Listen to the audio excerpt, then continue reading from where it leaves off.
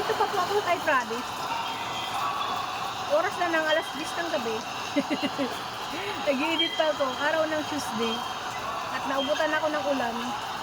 At si Travis ay kasalukuyang nagpe-prepare ng kanyang ginagawa. Ito po ang kanyang ginagawa. Ayan o, busy-busy pa po ang ating nanay Travis.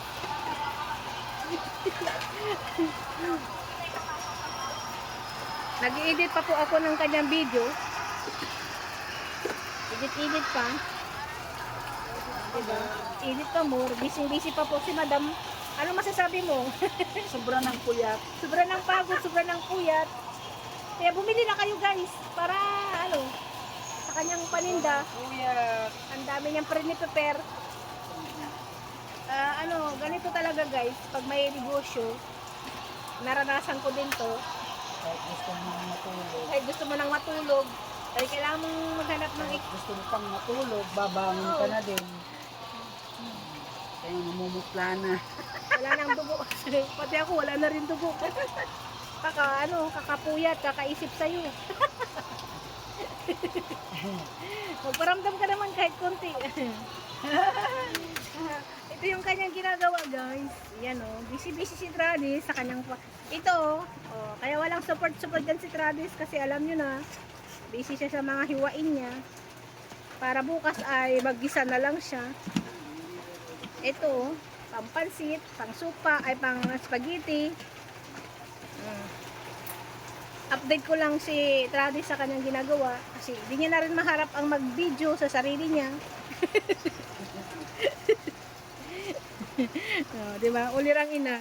Kaya pag sa ganitong edad senior na guys, ay payo sa mga kabataan, ito ay payo sa kabataan laang, ay matuto rin tayong tingnan ang sitwasyon ng magulang, hindi puro lang pagdating gawing katulong. Sabi nga, wag gawing katulong ang magulang. Senior na, diba? Dapat ay unawain, intindihin. Kabaliktaran eh. Kabaliktaran. Kung alin yung... Kung kailan matanda na, doon pa yung... wala rin talaga guys. Kaya, ang dito guys, mahirap pala ang nag-iisang anak. Kaya dagdagan nyo na. Mahirap pala ang nag-iisang anak. Kaya, Dagdagan nyo na. ako rin, hindi na kayang dagdagan. Nag-iisa rin ang anak ko. Parang hindi kami magkalayo ng sitwasyon sa anak namin, kung anong nararanasan ko, nararanasan din niya. So, kaya kami siguro pinagtagpo ng tadhana. Kasi pares kami ng sitwasyon, grabe na ito. Ganun talaga, may kanya-kanya tayong life na tinatahak pagdating sa buhay, may asawa at buhay dalaga. Nakakapanigbago rin guys. Sa oras ng 10:30 walang naghahanap sa akin. Dati ay alas 8 pa lang ay pinapauwi na ako. Ngayon 10:30 na, wala man lang ni hi ni hello, wala man lang nangangamusta kay Nanay 90. Siguro sabi niya, bahala ka sa buhay mo. Walang gano'n, May paa ka naman. May paa ka naman. Ikaw naman ang pumunta dyan. Marunong ka umuwi mag-isa, gano'n. Wala nang kumustahan. Parang malaya ka kung anong gusto mong gawin, gano'n. Pero, hindi pa ako naglamirda hanggang ganitong oras. Na paglalamierda. Minsan-minsan lang makalabas. Kaya nandito ako. Kasi umulan pa guys eh. Baka mapasma yung bunbunan ko.